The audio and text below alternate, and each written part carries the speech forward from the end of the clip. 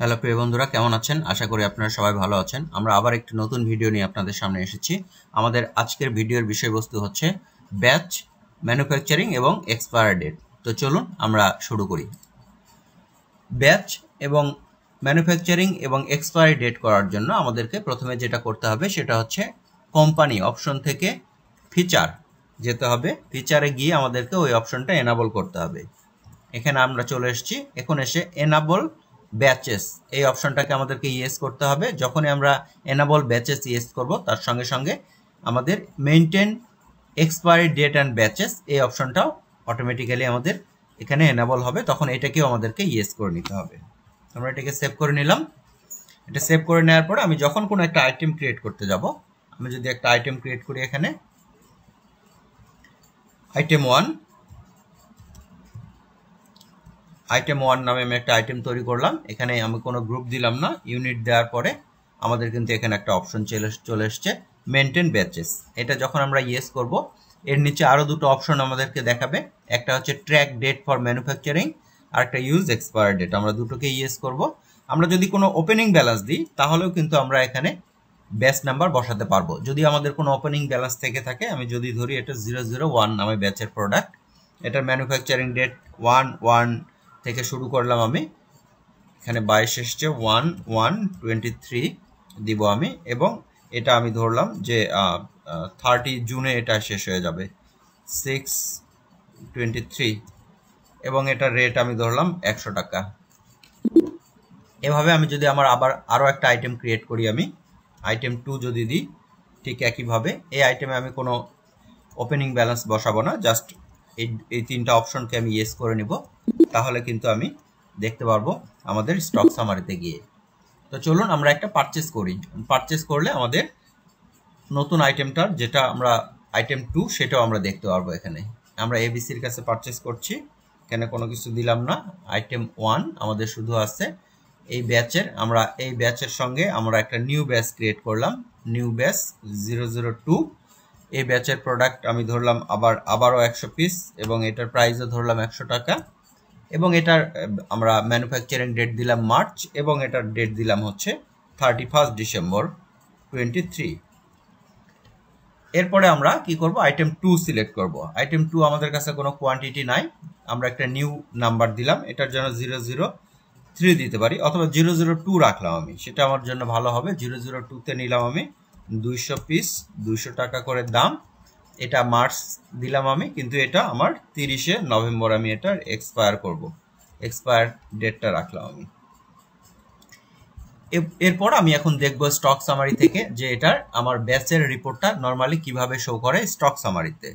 Stock সামারিতে গেলে প্রথমে আমরা যদি স্টক সামারিতে চলে যাই, তাহলে আমাদেরকে কিন্তু এটা ডিটেল অপশনটাকে ইয়েস করতে হবে। দেখুন আমাদের এখানে বলছে যে আইটেম 1 ও ব্যাচ 1 এর আছে হচ্ছে 100 পিস, ঠিক আইটেম ব্যাচ 2 এরও আছে 100 পিস। এরপরে হচ্ছে আইটেম 2 শুধুমাত্র ও ব্যাচ 2 এর আছে, এবং এগুলোর যদি আমরা ম্যানুফ্যাকচারিং এবং এক্সপায়ার ডেট দেখতে চাই, তাহলে আমাদের ডান পাশে কর্নারে কনফিগার বলে যে অপশনটা আছে, সে কনফিগারের অপশনে আমাদেরকে ক্লিক করতে হবে।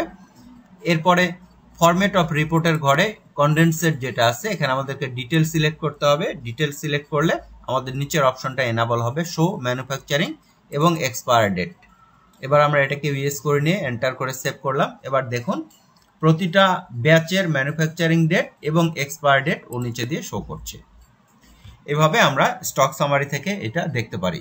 এছাড়াও আমাদের আরো একটা অপশন আছে, সেটা হচ্ছে ডিসপ্লে রিপোর্ট, ডিসপ্লে মোর রিপোর্ট। এরপরে হচ্ছে ইনভেন্টরি বুক, এরপর হচ্ছে ব্যাচ। এখানে আমরা যদি যাই পার্টিকুলার আইটেম 1 এর জন্য আমি যদি চাই, তাহলে এখানে দেখুন যে দুটো ব্যাচ শো করছে। আমি কোন ব্যাচের প্রোডাক্ট দেখতে চাই, যেই ব্যাচ সিলেক্ট করে এন্টার মারবো সেই ব্যাচের ডিটেলসটা চলে আসবে। এখানে শো করছে item 1, batch number 1, manufacturing date এবং এক্সপায়ারি ডেট। এভাবে যে কোনো ব্যাচের ডিটেলস রিপোর্টটা আমরা এই ব্যাচ থেকে পেতে পারি।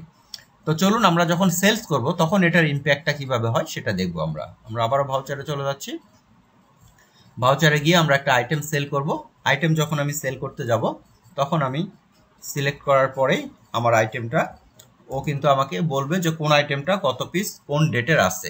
এখানে দেখুন আমরা দেখতে পাচ্ছি যে আমাদের ব্যাচ 1 এর আছে এবং ব্যাচ 2 এর আছে, এবং ব্যাচ 1 এর জন্য আমাদের এক্সপায়ারি ডেট আছে 30 জুন, আর ব্যাচ 2 এর হচ্ছে আমাদের 31 ডিসেম্বর। তো যেগুলোর আমাদের ব্যাচ আগে ম্যানুফ্যাকচারিং এবং এক্সপায়ারি ডেট শেষ হয়ে যাবে সেগুলো থেকে আমরা সেল করব। ওইটা যদি আমি সিলেক্ট করে এন্টার দিই, সঙ্গে সঙ্গে কিন্তু নিচে আমার এখানে শো করছে যে ওটার ডিটেল, অর্থাৎ ম্যানুফ্যাকচারিং ডেট এবং এক্সপায়ারি ডেট কলামে। আমি যদি এখান থেকে 50 পিস সেল করি, আমি যদি এখান থেকে আইটেমের প্রাইস 150 টাকা লিখে সেল করলাম, আমি এখানে এটা সেল করার পরে আমরা দেখব যে আমাদের স্টক সামারি থেকে আবার কিভাবে রিপোর্ট পাওয়া যাচ্ছে। এরপরে আমরা যদি চলে যাই স্টক সামারিতে, স্টক সামারিতে ঠিক একইভাবে আমরা দেখতে পারবো কোন ব্যাচের কতটুকু প্রোডাক্ট আছে, এবং কনফিগার থেকে ওই অপশনটাকে আমরা যদি ইয়েস করি, ডিটেল এবং ম্যানুফ্যাকচারিং ডেট, তাহলে কিন্তু আমাদের এখানে শো করছে। দেখুন এইটার আমাদের প্রোডাক্ট কমে গেল, এটার আমাদের 100 পিস ছিল, সেখান থেকে কমে এখন এই ব্যাচের প্রোডাক্টটা এভাবে শো করছে।